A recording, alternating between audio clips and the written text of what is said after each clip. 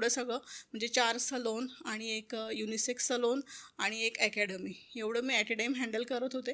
अर्थात स्टाफसुद्धा माझ्या मदतीला होताच, त्यांच्या मदतीशिवाय आपण काहीही करू शकत नाही. एवढं सगळं सुरळीत चालू असताना मध्येच एक प्रॉब्लेम आला की मला खूप मोठा एक हेल्थ इश्यू आला होता.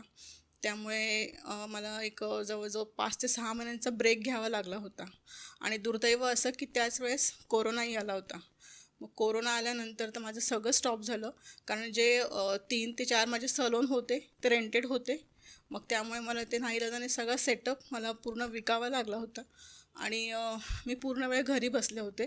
कारण डॉक्टरांनी मला सक्त ताकीद दिली होती की कुठलाही तुम्हाला म्हणजे काम असेल किंवा कुठलाही मला जड काम मला त्यांनी स्ट्रिक्ट मनाई केली होती.